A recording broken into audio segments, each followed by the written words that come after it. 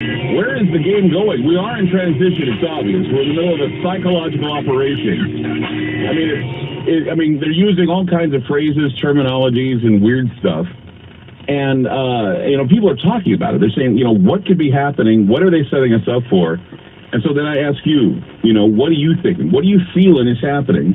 And I just get the feeling that it's going to head for something. I used to think it would be a little less painful, that it would be subtle. But I'm thinking that the pain is going to be starting, and we're heading towards something that's similar to anarchist communism or something else that we've never even defined before. And that's what I'm thinking, because it just seems to be, I don't know, something that's been on my mind lately. I just wanted to share with you and hear what you have to say about it. I'm going to go to Kurt in California. KOGO, you're on Ground Zero. Good evening, Clyde. Yeah, hi. Clyde, I talked to you last night, and I'd just like to follow up, and if you don't mind, I'd like to start by coining a phrase from some of the discussion and some of the things that you've said so far tonight, and the phrase is constructive deconstruction. Mm-hmm. And I will... Controlled chaos, right? Beg your pardon? Controlled chaos. Well, it could be. Mm-hmm. It is causing chaos, but I would say that the 1,000-pound gorilla in the room is crude oil.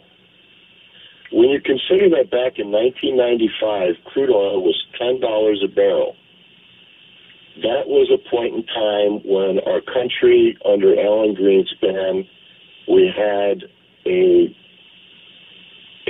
shift in productivity.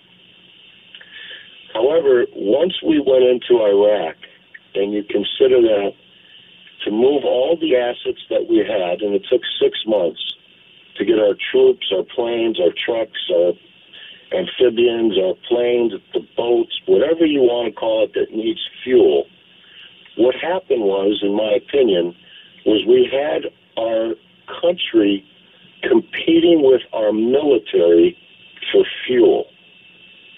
And if you look at a bar chart, a monthly bar chart, anybody out there who's a technician or knows anything about futures trading, let me preface it by one other thing.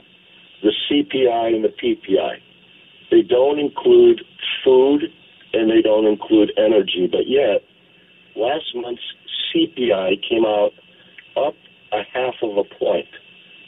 Over a year, that's 6% inflation, not including food and crude oil.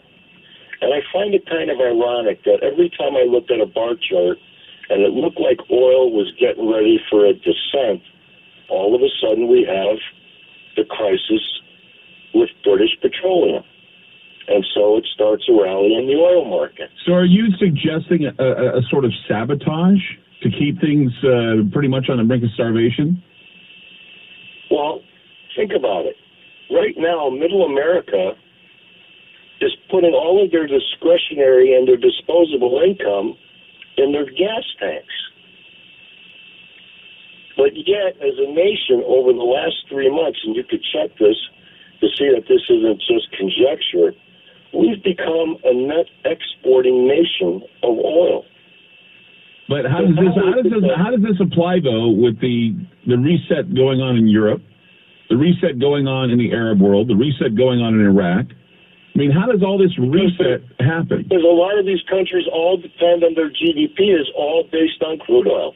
Look at Russia. Look at Saudi Arabia. Look at all these Middle Eastern countries. Look at Iraq. Iraq, when it has turmoil, it can't produce the amount of oil that it's capable of. Iraq can actually produce more than 5 million barrels of oil a day.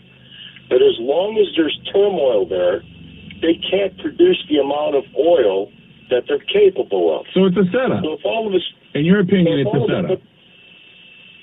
I don't know if it's a setup. All I know is that oil right now is the thing that if it were to be, let's say, just $1 at the pump, think of how much discretionary and disposable income would be going back into our economy instead of to the profits of all of these major oil companies like Exxon, Mobil, Chevron, Valero, and yet the military also needs that fuel. See, this is where, and this is where I agree with you. I would agree to this, okay?